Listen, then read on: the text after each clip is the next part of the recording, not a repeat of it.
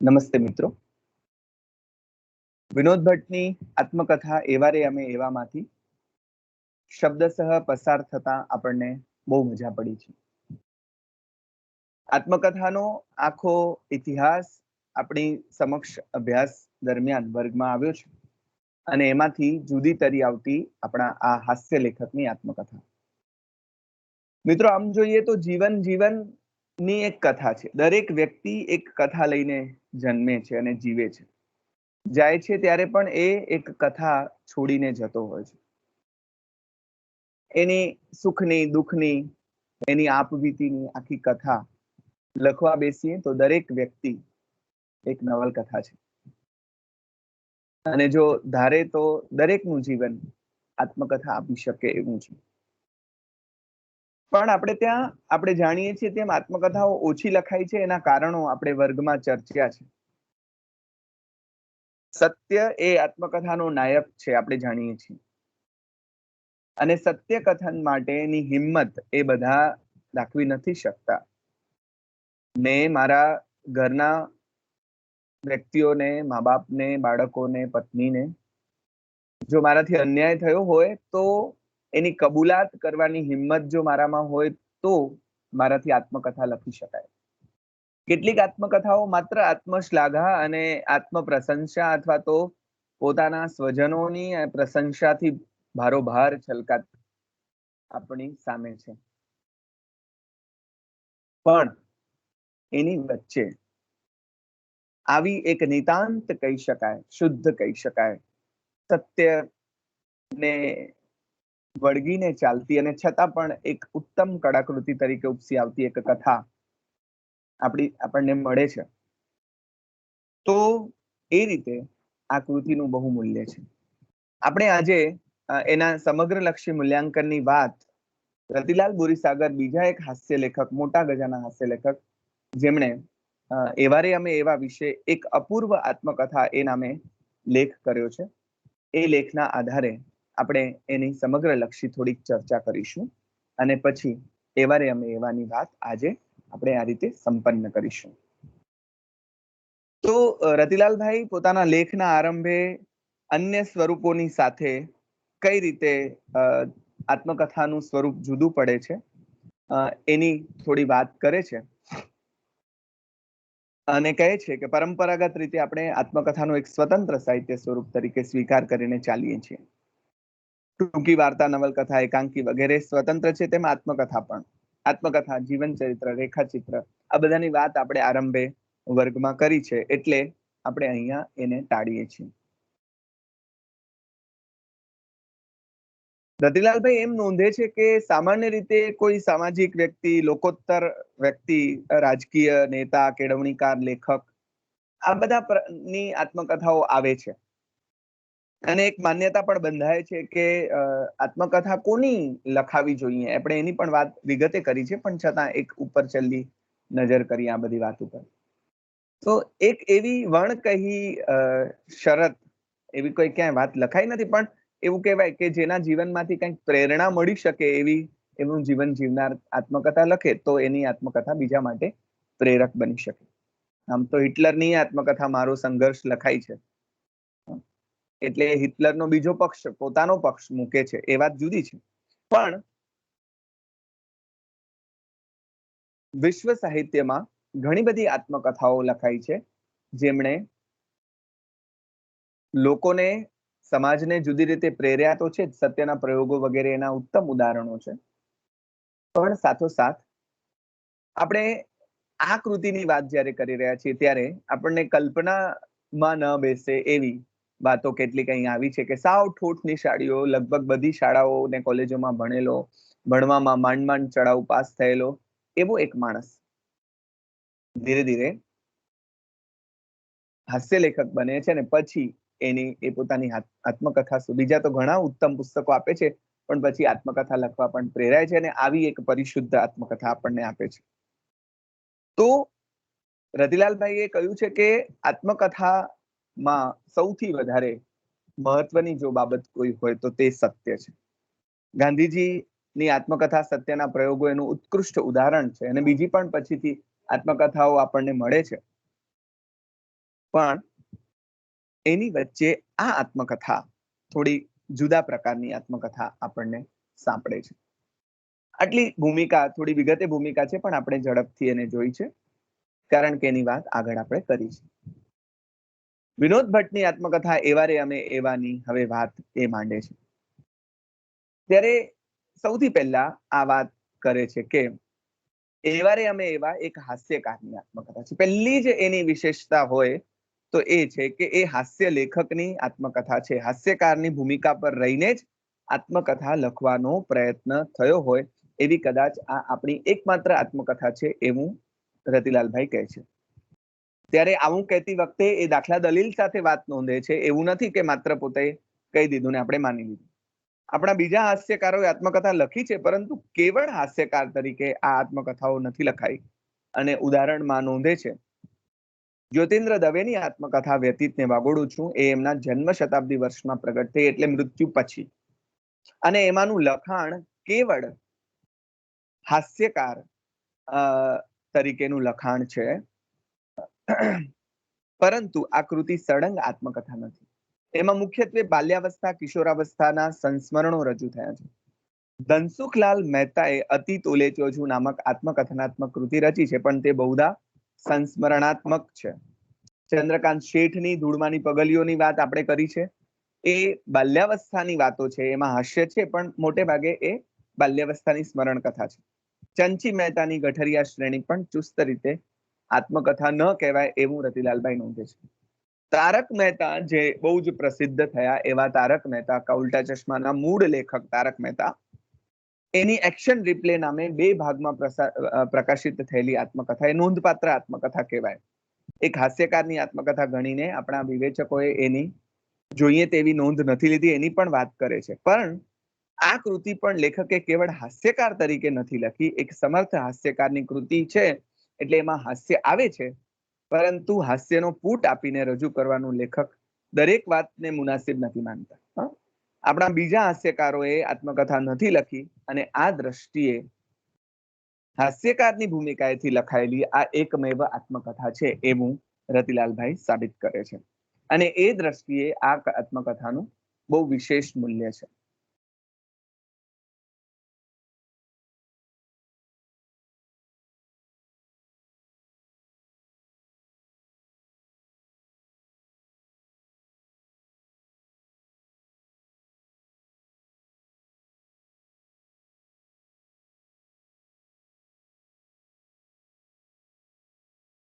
પહેલા જ મુદ્દા તરીકે આપણે આ વાતને નોંધી શકીએ કે આ હાસ્ય લેખકની એકમાત્ર એકમેવ કૃતિ આત્મકથા તરીકેની. બીજી વાત, જે આપણે હવે આગળ ચાલીએ ક્રમમાં, તો હાસ્યના સૂત્રમાં પરોવાઈને રજૂ થયેલી આત્મકથાઓની અન્ય આત્મકથાઓના મુકાબલે બીજી કોઈ નિજી વિશેષતા ખરી?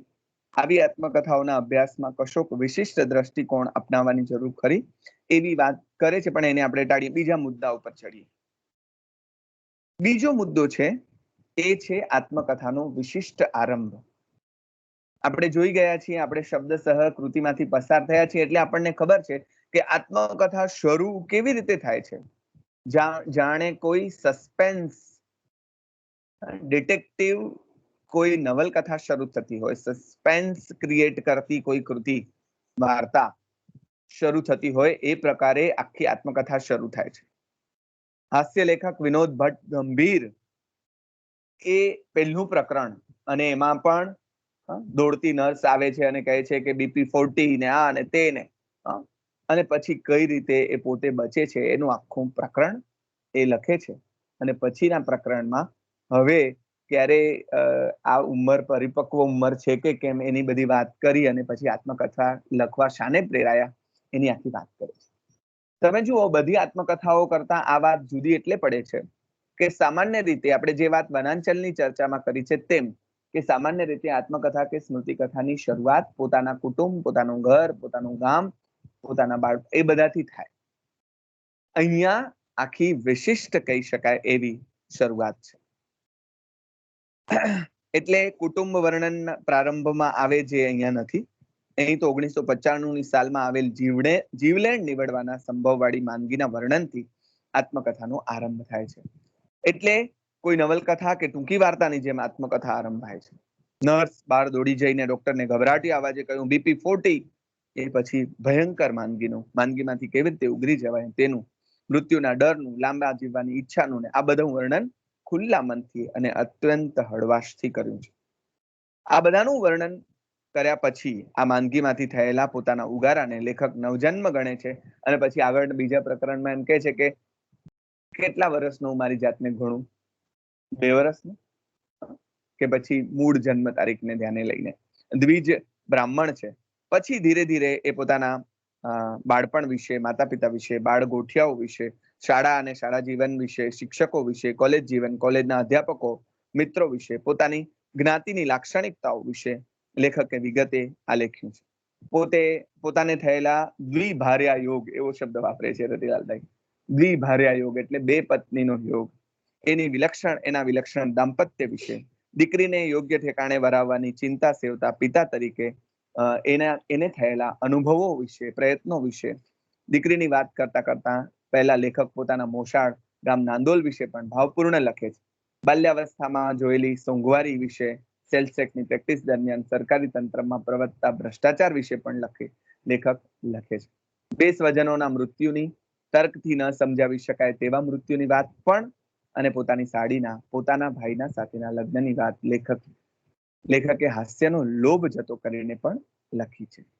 આખી વાત ખાસ કરીને સાવિત્રી કાકીની વાત વાચક કથન પ્રવાહમાં તણાઈ જાય એ રીતે થઈ છે.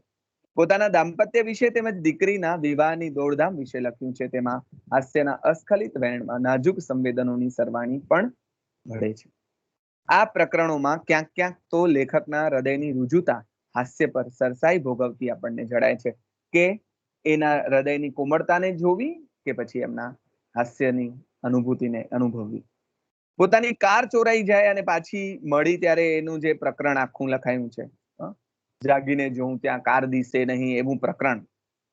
આ પ્રકારની અન્ય વિગતો આત્મકથામાં નથી.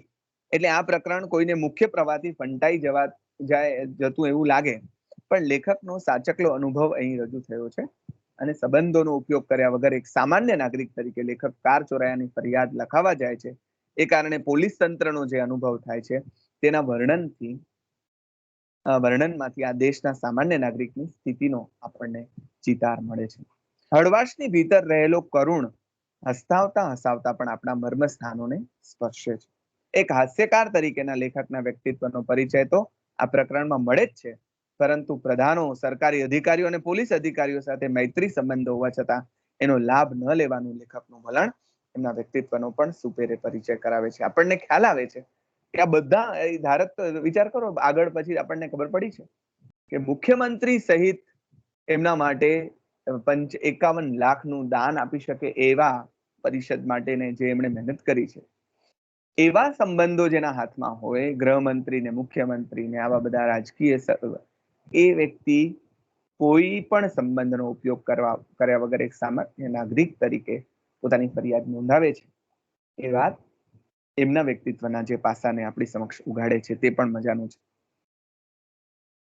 ત્રીજી વાત કે આના પછી આ ક્રમમાં આખી બાળપણ ને શાળા ને પછી કોલેજ ને પછી આ ને પત્ની ને બાળક વગેરે વગેરે, એ 4 દાયકાની એમની લેખન યાત્રા વિશે, કટાર લેખનના અનુભવો વિશે, સાહિત્ય જગતના મિત્રો અને એક શેખાદમ સિવાય બાકીના હયાત છે તેવા મિત્રો, વિનોદ જાની, ચંદુલાલ સેલારકા, જેમના વિશે એમને ત્યારે લખ્યું ત્યારે હયાત હતા પણ હવે નથી, ગુલાબદાસ બ્રોકર, જ્યોતિન્દ્ર દવે, ચંદ્રવદન મહેતા જેવા સાહિત્યકારો વિશે અને એ બધા સાથે એમના જે સંબંધો છે એના વિશે, આ વિશે લખતા લેખક સાહિત્યકારોની પોતાના હૃદયમાં પડેલી છબીઓ પણ આછી રંગરેખાઓ સાથે ઉપસાવી જાય છે. એટલે જો હૃદયમાં પડેલી છબીઓ એવું એક પુસ્તક છે. તો અહીંયા પણ જાણે કે હાસ્ય લેખકના હૃદયમાં પડેલી છબીઓ આપણે વાત કરતા હતા ત્યારે આપણે નોંધેલું કે એમની વાતની સાથોસાથ એમના જીવનમાં આવેલા આવા વિશેષ વ્યક્તિઓની વાત, વિશેષ એટલે અહીંયા કોઈ હોદ્દાથી, નામથી, એનાથી નહીં, સર્જકને જે વિશેષ લાગ્યા છે તેવા વ્યક્તિઓની વાત પણ સર્જકે બહુ જ સરસ રીતે કરી છે અને એ ચરિત્રો પણ, એ પાત્રો પણ આપણી સમક્ષ જીવંત બન્યા છે. આ પણ આત્મકથાની એક ઉપલબ્ધિ ગણી શકાય. પછી પરિષદ પ્રમુખ તરીકે કઈ રીતે વરાયા એનું આખું પ્રકરણ બહુ જ રસપડે એવું થયું છે. અને એના પછી પરિષદ માટે જે પ્રયત્નો કર્યા તત્કાલીન મુખ્યમંત્રી વગેરે ને મળીને કોલેજ કાળના મિત્ર શંકરસિંહ વાઘેલા પાસેથી ₹51 લાખનું માતબર દાન લઈ આવ્યા. આ બધું એ રીતે એમણે વર્ણવ્યું છે કે ક્યાંય પણ પોતાની આત્મશ્લાઘા ન લાગે. દરેક વાતને હાસ્યનો સ્પર્શ સર્જક કરાવીને પછી વાત મૂકે છે. એટલે સમગ્ર આલેખન અત્યંત રસપ્રદ બને છે. બધી વાત કરતી વખતે લો પ્રોફાઇલ, પોતાની જાતને બહુ જ નાના કરીને સર્જક મૂકી શક્યા છે. અને એટલે જ આ કૃતિ વધારે સાચું. ચૂંટણી એટલે પરિષદ પ્રમુખની ચૂંટણી દરમિયાનના અનુભવો લેખકે કશા જ ડાંક પીછોડા વગર વર્ણવ્યા છે. છતાં આમાં ક્યાંય દંશ કે કટુતા પ્રગટ નથી થતા. એવું એમનું વ્યક્તિત્વ આપણી સમક્ષ ખડું છે કે કોઈના વિશે ઘટતું લખે છે ત્યારે પણ આપણને ખ્યાલ આવે છે કે એમાં ક્યાંય પણ કોઈ દંજ નથી, કોઈ દંશ નથી, ક્યાંય કટુતા નથી. માત્ર ને માત્ર હળવાશથી એ બધા પાત્રોને આલેખતા જાય છે, બધા અનુભવોને રજૂ કરતા જાય છે. લેખક હોવાને નાતે એમને પ્રવચનો કરવા જવાના પ્રસંગો સતત આવતા રહે છે. અને આવા પ્રવચનો પહેલા અને દરમિયાન લેખક જે અસ્વસ્થતા ફીલ કરે છે તેનું પણ એમણે બહુ જ સરસ વર્ણન કર્યું છે, જે આપણે અનુભવ્યું છે. પ્રવચન વખતના સારા માઠા અનુભવો તેમજ કેટલીક વાર માણવા મળતી મીઠી મહેમાન ગતિની વાત પણ, એનું વર્ણન પણ લેખકે કર્યું છે. એક પાત્ર જેનો પતિ સર્જક પાસે ઓટોગ્રાફ લેવા આવે છે, સુરત ભૂલતો ન હું તો, અને એની પત્ની પેરેલાઇઝ છે, ખાટલામાં પડી છે, એની પાસે સર્જક જઈને જે એને મળે છે અને ત્યારે એને એમ થાય છે કે આ કદાચ મારી જિંદગીની છેલ્લી ક્ષણ હોય તો કેવું, એમ આટલો પ્રેમ કોઈ કરે. આ બધું પણ બહુ જ ભાવસભર રીતે આખી કૃતિમાં આલેખાયું છે. હાસ્ય લેખકને થતા અનુભવો વિશે અને હાસ્ય લેખક તરીકે પોતાને વિશે પોતે શું માને છે એ વિશે લેખક ઘણી નિખાલસ વાતો કરી છે. વિનોદની નજરે જેમ એમણે બીજા વિશે લખ્યું છે તેમ પોતાની નજરે પોતાના વિશે પણ બહુ જ સહજ રીતે એમણે લખ્યું છે. પોતાની ઇમેજ સહેજે ચિંતા કર્યા વગર લેખકે અહીંયા આલેખી છે. પોતાની ઉણપો, પોતાની મર્યાદાઓ બધું જ અહીંયા આવે છે. લેખક લખે છે કે સવારે 6 વાગ્યાની ટ્રેનમાં બારગામ જવાનું હોય તો એની ચિંતામાં 4 વાગ્યા સુધી ઊંઘ આવતી નથી.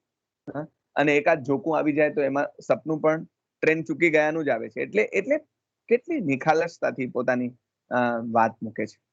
તો એટલે પછી 5 વાગે સ્ટેશન પર ગાડીની વાટ જોતો બેસી જાય ને બંને દિશામાં જોયા કરે કે કઈ દિશામાંથી ટ્રેન આવશે. આ વાત કરતા કરતા એકદમ નાટ્યાત્મક પલટો આણી આત્મકથાનો આરંભ જેનાથી કર્યો હતો તે ઈશ્વર કૃપા અને સ્વજનોની પ્રાર્થનાના બળ સામે ટકી નહીં શકેલી માંદગીને લેખક યાદ કરે છે અને લખે છે, આમ તો 1995ના વર્ષમાં ગંભીર બીમારી આવી ગઈ, ત્યારથી જ મનથી તો સ્ટેશન પર પહોંચી જ ગયો.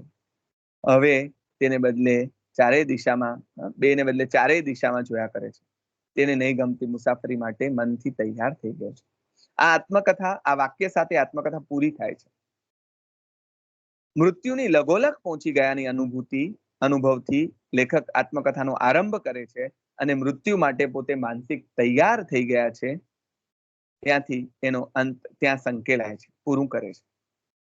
એટલે આત્મકથાના આરંભ અને અંત સ્વાભાવિક રીતે જોડાય છે. આરંભથી અંત સુધી જાણે કે સુરેખ વર્તુળ પૂરું થતું હોય. How it begins and how it ends, બેયના તંતુઓને સર્જક બરાબર જોડે છે. આરંભ અને અંત આ રીતે જોડાતા આત્મકથાને જે કલાઘાટ મળ્યો છે તે પણ વિશિષ્ટ છે. આરંભથી અંત સુધી કથાના પ્રવાહમાં એક ધારો તણાતો રહેલો વાચક આત્મકથાનો કંઈક એક અંત આવી જતા અવાચક થઈ જાય છે. એને એમ થાય, ઓહ લ્યો આ આત્મકથા પૂરી થઈ ગઈ એમ. એટલે પણ આ આત્મકથા દ્વારા લેખકે વાચકોને મજા કરાવવાનું જ લક્ષ્ય રાખ્યું છે. કારણ કે પોતાનો હાસ્ય લેખક તરીકેનો જે ધર્મ છે એ ક્યાંય એ ચૂકતા નથી, ભલે ને પછી એ આત્મકથા લખતા હોય તો પણ. લેખકનું માનવ સંબંધનું વર્તુળ ખાસું મોટું છે. એ કારણે કેટલાક કડવા અનુભવો પણ થયા હશે, પરંતુ એ બધાનું આલેખન લેખકે ટાળ્યું છે. જીવલેણ માંદગીમાંથી નવજન્મ પામ્યા પછી આત્મકથા લખાઈ છે, એટલે પણ કદાચ પૂર્વ સમયની કટુ સ્મૃતિઓ ઘણું બધું જીવનમાં આપણને ન ગમે એવું પણ બનતું હોય, ન ગમે એવા પાત્રો પણ હોય, પણ એ આપણા હાથમાં છે કે કોને મહત્વ આપવું, ગમે છે એને કે પછી નથી ગમતું. આ આપણા હાથની વાત હોય છે. આપણે સામાન્ય રીતે એવું કરીએ છીએ કે જે નથી ગમતું એને જ યાદ કર્યા કરીએ છીએ, પણ એવું નથી કરવાનું. જે ગમે છે તેને યાદ કરવાનું છે. આ વાત આપણને વિનોદ ભટ્ટ બરાબર શીખવાડી જાય છે. પણ આત્મકથા બહુ જ વિધાયક છે. મૂળ મુદ્દો આ છે. સત્ય આત્મકથાની પરમ અને ચરમ શરત છે, આપણે આગળ નોંધ્યું છે. એટલે આ હાસ્યકારની આત્મકથા છે. અત્યુક્તિનો આશ્રય લઈને ક્યારેક સત્યનું પાલન, અતિશયોક્તિનો આશ્રય લઈને ક્યારેક છોડી શક્યા હોત. પણ નવાઈની વાત એ છે કે આ વિશેષાધિકાર એમણે સ્વેચ્છાએ જતો કર્યો છે. આત્મકથામાં હાસ્યનું સતત નિર્વહન થતું રહે છે. તેમ છતાં એ હાસ્ય નિષ્પન્ન કરવા માટે લેખકે ક્યાંય અત્યુક્તિનો એટલે કે અતિશયોક્તિનો આશ્રય લીધો નથી. કેવળ સર્જનાત્મક ભાષાના બળે હાસ્ય નિષ્પન્ન કર્યું છે. અને ઘણી નોંધપાત્ર આ બાબત છે. આ કારણે આત્મકથા પારદર્શી બની છે. હાસ્યનું પડ અળગું કરીને સત્યનું દર્શન કરવાનો વાચકને પ્રયત્ન કરવો નથી પડતો. પરિણામે આત્મકથાની વિશ્વસનીયતા આપોઆપ જળવાઈ રહે છે. એ ધારક તો હસાવાના ની વાતમાં કેટલીક પોતાની સત્ય ઘટનાઓ એને થોડી અતિશયોક્તિના રંગે રંગીને એ ઢાંકી શક્યા હોત, પણ એવું નથી કર્યું. શૈશવ કાળમાં જોયેલી ગરીબી અને માતા પિતા, ખાસ કરીને પિતાના સ્વભાવની અતિ કડકાઈ વિશે લેખકે નિખાલસતાથી લખ્યું છે. પોળના અને શાળા કોલેજના તોફાનો, પોતાના અતિ નબળા અભ્યાસ અંગે પણ કંઈ પણ છુપાવ્યા વગર લખ્યું છે એમણે. પોતાના નબળા અભ્યાસ અંગેનું લેખકનું કરાયેલું નિરૂપણ હાસ્યની છોડો ઉડાડે એવું છે. અને સાથે સાથે અતિશયોક્તિનો આશ્રય લેખકને લેવો પડ્યો નથી, એ વાત પણ આપણે સ્વીકારવી જોઈએ. અને સહજ આલેખન લેખકે કર્યું છે. હાસ્ય નિષ્પન્ન કરવામાં લેખકનો અત્યંત નબળો અભ્યાસ અને ભણવા તરફની જન્મજાત અરુચિ પૂરેપૂરા મદદમાં રહ્યા છે. લેખકની સત્યનિષ્ઠાનું સર્વોત્તમ ઉદાહરણ અમે ત્રણ અને અમારા ત્રણ, અને હવે તો દંતકથા જ ને એ પ્રકરણ.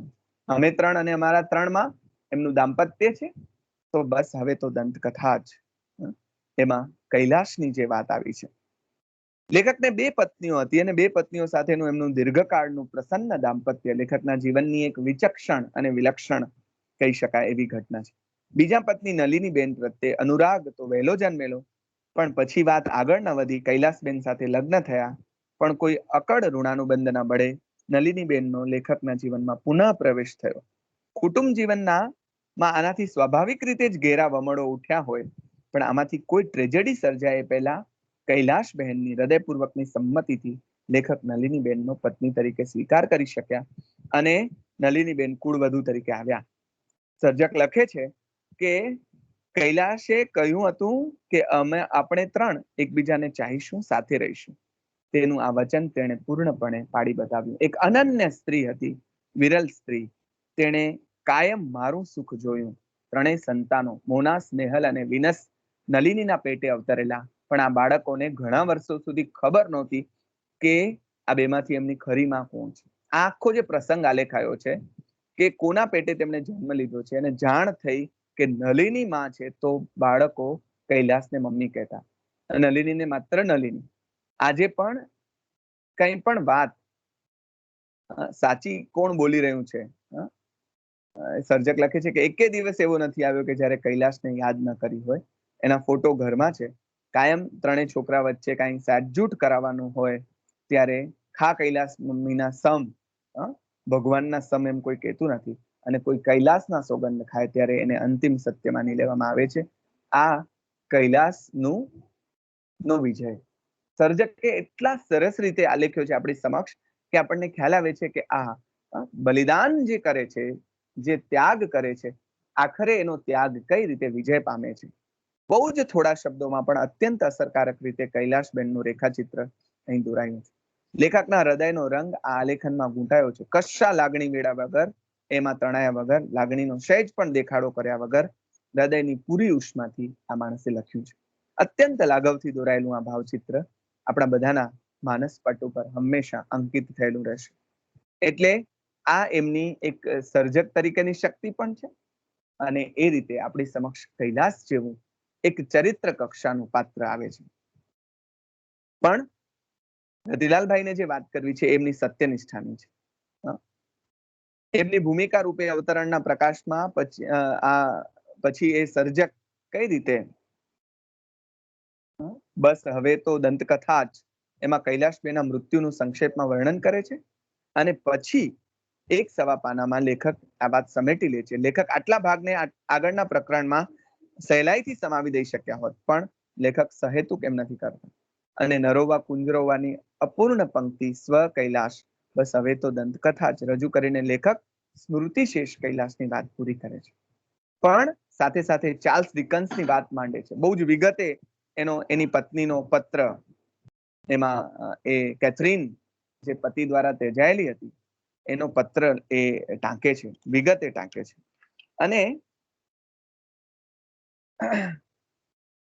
આ પોતાની પત્ની, જે પત્ની કશું જ બોલી નથી. સર્જક એમ લખે છે કે કૈલાસ એક વિરલ સ્ત્રી હતા. એ પોતાની જાતને કહે છે જાણે કે જેવું આ કેથરીનને થયું તેવું કૈલાશને કોઈ દિવસ નહીં થયું હોય. પોતાના પતિની સાથે બીજી પત્ની જોડાય ત્યારે એક પત્નીને શું થાય એવું કઈ કૈલાશને નહીં થયું હોય. એની આંખોમાં ક્યારે આ બધું નહીં આવ્યું હોય. પછી પોતે જ પોતાની જાતને જવાબ આપે છે કે એવું થયું હોય તો પણ એ જોવા મારી આંખો ક્યાં તૈયાર હતી, મેં ક્યાં એ જોવાની તત્પરતા બતાવી હતી. એટલે આ પોતાની જે પલાયન વૃત્તિ, એનું જે સ્પષ્ટ સ્વીકાર છે એ આપણને એમના તરફ ઝુકાવી દે છે. પોતાનાથી સહજ રીતે થયેલા આ ગુનાની કબૂલાત કૈલાસ એ ક્યારેય ફરિયાદ નથી કરી, પણ એ ફરિયાદ ન કર્યા પાછળ પણ એની અંદર દટાયેલા એ દુઃખને સર્જક પછીથી સમજી શક્યા છે અને આમ જાણે આત્મકથાના રૂપમાં એમણે કન્ફેશન પણ કર્યું છે. એટલે આ આત્મકથા વધુ અપીલિંગ બની છે.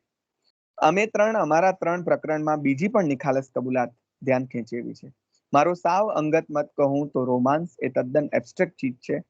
સમય રોમાન્સને તદ્દન મિટાવી શકતો નથી, પણ એમાં ઓટ લાવી શકે છે. લગ્ન અગાઉ પ્રેમ હતો એટલે નલિનીના સંદર્ભમાં જે અટ્રેક્શન બિફોર મેરેજ છે એ અટ્રેક્શન હવે એ ખેંચાણ, આકર્ષણ એ પછી નથી, એનો પણ એમણે ઇઝહાર કર્યો છે બહુ જ પ્રમાણિકતાપૂર્વક.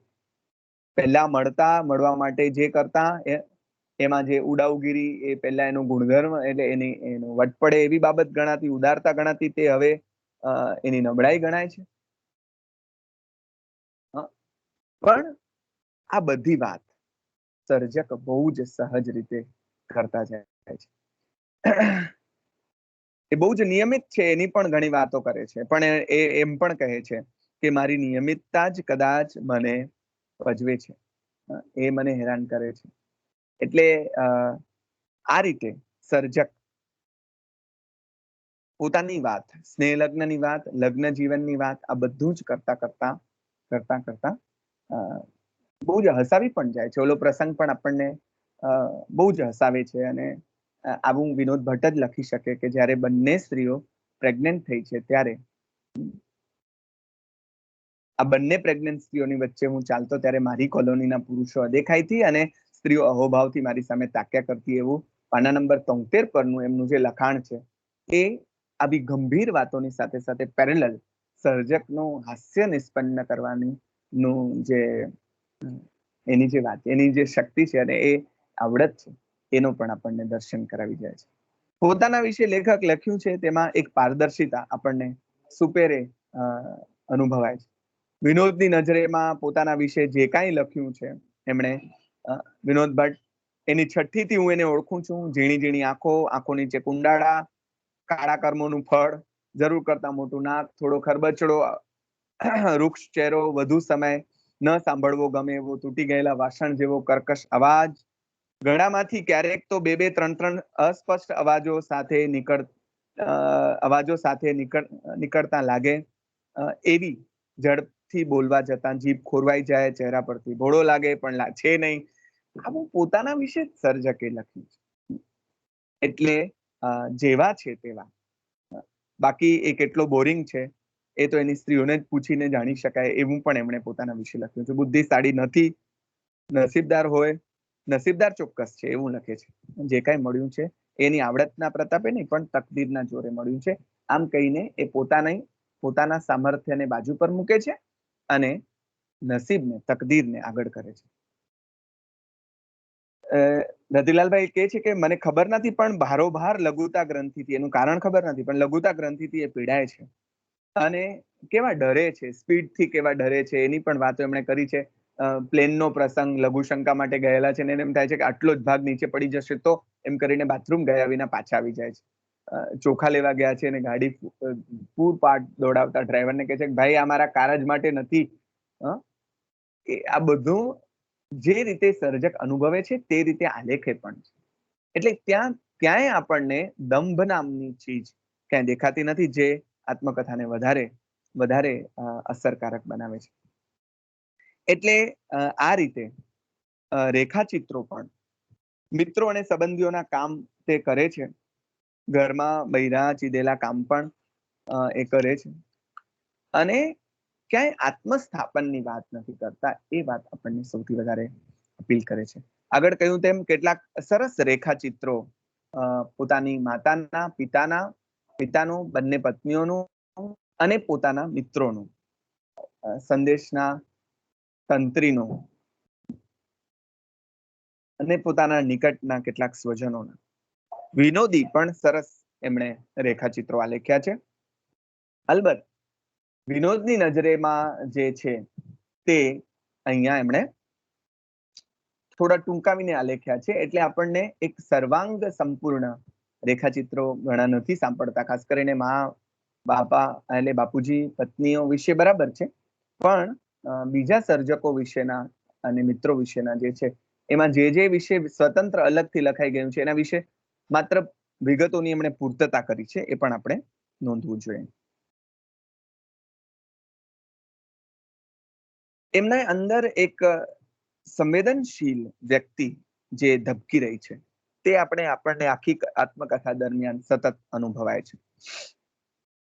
એટલે આ સંવેદનશીલ વ્યક્તિ બોમ્બ બ્લાસ્ટને કઈ રીતે જુએ છે?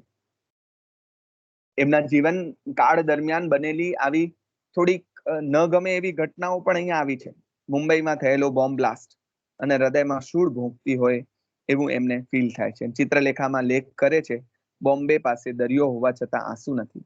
મુંબઈમાં અત્યારે જે રીતે સેંકડો માણસ મરી રહ્યા છે તે પરથી લાગે છે કે બોમ્બે ડાઈંગ એ જાહેર ખબર નથી, હકીકત છે. અને મુંબઈની બેસ્ટ કંપનીની બસો ઢગલાબંધ શબોને પોતાના શરીરમાં નાખીને લઈ જતી હતી.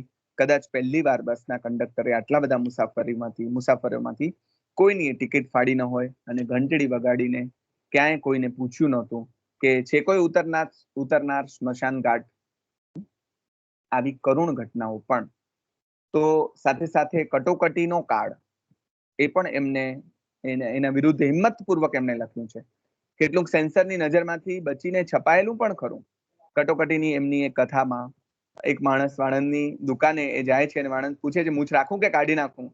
ત્યારે પેલો કહે છે કે કાઢી નાખતું, તારે હોય કે ન હોય બધું સરખું છે. આમાં આ એમની પોતાની જ વાત છે. કટોકટી વખતે મેં મૂછો કઢાવી નાખેલી, ત્યાર પછી ઉગાડવાનો ક્યારેય ઉત્સાહ નથી આવ્યો. 112 નંબરના પાના ઉપર કહે છે. તો કટોકટી અને ઇન્દિરા ગાંધી એ સમયની આવી એક વિભૂતિ, એની સામે આ રીતે સ્પષ્ટપણે લખનાર આ સર્જકનું જે આત્મબળ છે એ પણ આપણને જરાક ખેંચે છે. આ રીતે હૃદયના શોકનું શ્લોકત્વમાં રૂપાંતર સાધવાનો લેખક પ્રયત્ન કરતા રહ્યા છે. વ્યાસ અને વાલ્મીકી ખાસ તો ક્રૌંચ યુગલ ને માંથી એકને મૃત્યુ પામતા જોઈને એનો શોક જે રીતે શ્લોકત્વ પામે છે, એમ અહીંયાથી આમ સર્જકનો શોક પણ શ્લોકત્વ પામે છે અને આપણને આવા પ્રકરણો મળે છે. તો હાસ્યરસ જેટલો જ એમને કરુણ પ્રિય છે અને ઘણીવાર દર્દથી ઘૂંટાયેલ હાસ્ય આપણી સમક્ષ આવે છે. અંડર કરંટ કરુણનો એ અનુભવ આપણને બધાને થોડો હચમચાવી પણ જાય છે. શેખાદમ આબુવાલા વિશેની વાત હોય, એમણે લખ્યું છે કે કાશ શેખાદમે તેના મૃત્યુ પરના મારા લેખની છેલ્લે 2 લીટી વાંચી લીધી હોય. એ 2 લીટી શું હતી? હું માનું છું કે શેખાદમને મારા તરફ વિશેષ પક્ષપાત હતો, એટલે જ તે મર્યા પછી મારી વધુ નિકટ આવી ગયો. ભોરાવાડનું ઘર ખાલી કરીને આદમ મારા ઘરની આ બધું લખે છે ત્યારે આપણે ભૂલી જઈએ છીએ કે આ એક હાસ્ય લેખકની આત્મકથા છે અને આપણે આંખ અને હૃદય બંને ભીંજાઈ જાય છે. આપણે પ્રારંભમાં જ કહ્યું છે કે આત્મકથા એક હાસ્ય લેખકની આત્મકથા છે. આમ છતાં હાસ્ય નિષ્પત્તિ સાધવા લેખકે અતિશયોક્તિનો આશ્રય લીધો નથી, પણ સર્જનાત્મક ભાષાના બળે એ લખે છે. અને એનાથી જ હું મારી વાત પૂરી કરીશ એવું રતિલાલભાઈ કહે છે. પણ કેટલાક ઉદાહરણો એમણે આપ્યા છે. હાસ્યરસ વિશેના સદ્રષ્ટાંત ઉદાહરણોની વાત એમણે જે કરી છે એમાંથી કેટલાક ઉદાહરણો પર આપણે પણ એક નજર કરી લઈએ. એ કહે છે, આપણે આગળ જોયું તેમ જીવલેણ નીવડવાના સંભવવાળી માંદગીના અનુભવ વર્ણનથી આત્મકથા શરૂ થાય છે. પહેલા પ્રકરણમાં 2 વાક્યો છે. મોતના મોઢામાંથી મને પાછો વળેલો જોઈને મારા ઘણા બધા ડોક્ટર મિત્રો ચમત્કારમાં માનતા થઈ ગયા. જેની જીવાદોરી લાંબી હોય તેને ડોક્ટરો પણ ટૂંકાવી શકતા નથી, એ વાતની ઘણાને પ્રતીતિ થઈ. આ પ્રકરણ આપણે જોયું છે. બીજા વાક્યમાં તીવ્ર કટાક્ષ છે. કટાક્ષમાં તાપ તો હોય જ, પણ વિનોદ ભટ્ટના દંશ વગરના કટાક્ષનો તાપ બહુ દજાડે એવો નથી. મોટા ભાગે એ સગડીના તાપ જેવો હુંફાળો હોય છે એવું રતિલાલભાઈ કહે છે. તો પછી કટાક્ષ બીજી ક્યાં આવે છે? જુઓ તમે, મૃત્યુનો મને કેટલો ભય, હંમેશા ભય લાગે છે. બીજાઓ કરતા હું વધારે પડતો આત્મકેન્દ્રી હોઈશ.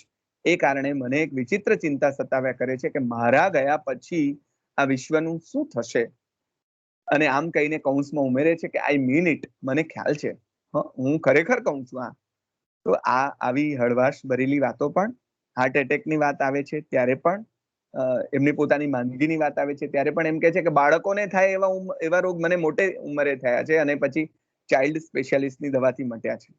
પ્લેનનો અનુભવ જે રીતે લઘુશંકા કરવા માટે ગયેલા એની વાત પણ એમણે કરી છે, જે આપણે આગળ કરી. ભણવામાં અતિ નબળા છે, એના જે તોફાનો છે એની વાત પણ એ કરે છે. અને બહુ જ નિખાલસતાપૂર્વક એમ કહે છે કે હું ઘી કાંટા રોડ ઉપર ઉભો હોઉં ત્યારે ટન ટન ટનના અવાજ સાથે સ્કૂલની દિશામાં જતા લાય બંબાને, એટલે કે અગ્નિશામક વાહનને સ્કૂલ તરફ જતો જોઉં ત્યારે મને એમ થાય કે હશ, શાળામાં નક્કી આગ લાગી હોવી જોઈએ. હવે 4-6 મહિના સુધી સ્કૂલ ચાલુ જ નહીં થાય, કેવું સારું, ભણવામાંથી મુક્તિ. પણ પછી ખબર પડે કે આગ સ્કૂલમાં નહીં પણ એની થોડી આગળના રમકડા માર્કેટમાં લાગી છે, ત્યારે નિસાસો નખાઈ જતો. આ વાત પણ એમણે કરી છે. તો વિનોદી રેખાચિત્રો સર્જવાની એમની જે આવડત છે એની વાત પણ આપણને, નિરંજન ભગત વિશેની વાત કરે ત્યારે પણ ભગત સાહેબ ની દયા પર છોડીને અમે ક્લાસમાં ગયા. કોઈ મિત્ર ભગત સાહેબ આ તમારા વિશે આવું બોલે છે એવું કરીને એને એ જે રીતે ફસાવી દે છે.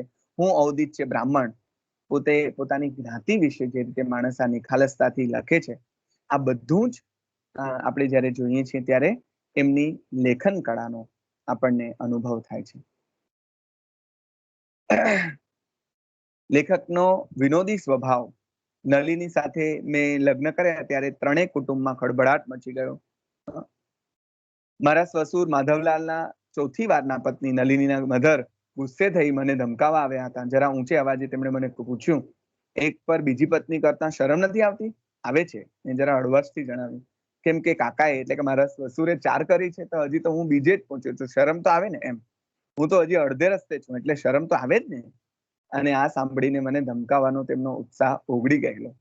આવી વાત બહુ જ સરળતાથી, સહજતાથી કરે છે. કાર ચોરાઈ ગઈ છે એની વાત પણ આપણે કરી છે.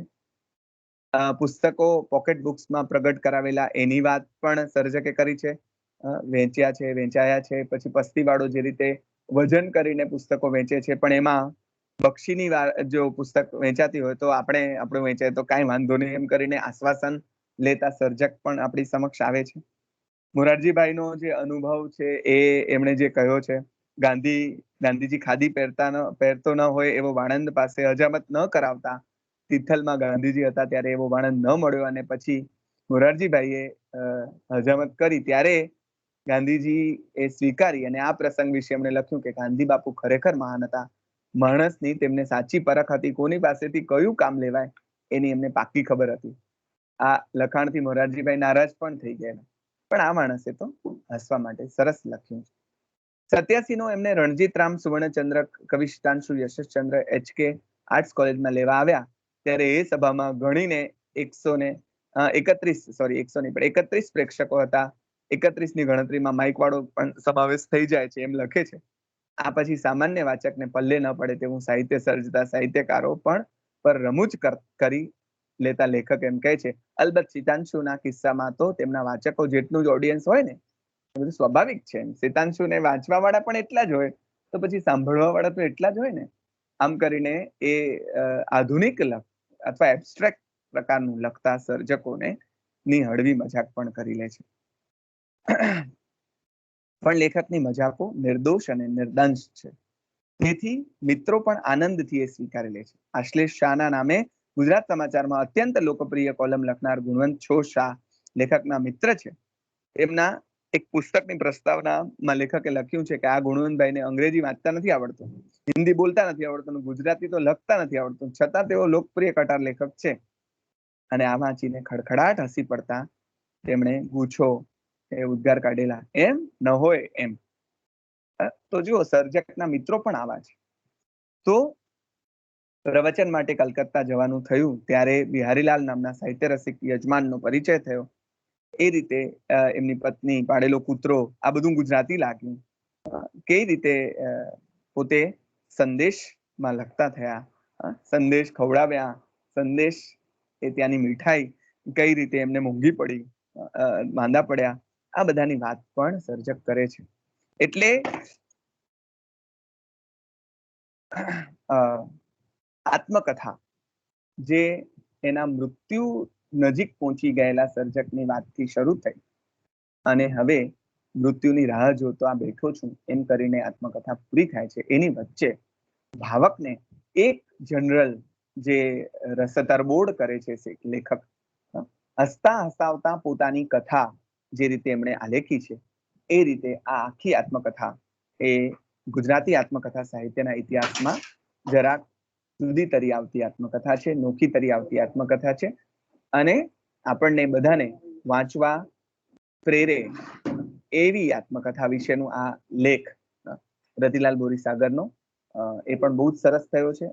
રતિલાલભાઈએ એના વિશે વ્યાખ્યાન પણ આપ્યું છે, જે પણ આપ સાંભળશો તો આપને વધારે મજા પડશે. પણ એક આત્મકથા તરીકેનું એનું મૂલ્યાંકન કરતી વખતે તમે બધા એને એવારે અમે એવા, તમે કહો છો વળી તેવારે, એ જે નરસિંહની કાવ્ય પંક્તિ ઉપરથી લેવાયેલું શીર્ષક, એની ચર્ચા પણ કરી શકો, જે આપણે વચ્ચે વચ્ચે કરી છે. પછી એનો આરંભ અને અંત, જેની વાત અહીંયા આપણને રતિલાલભાઈએ કરી છે.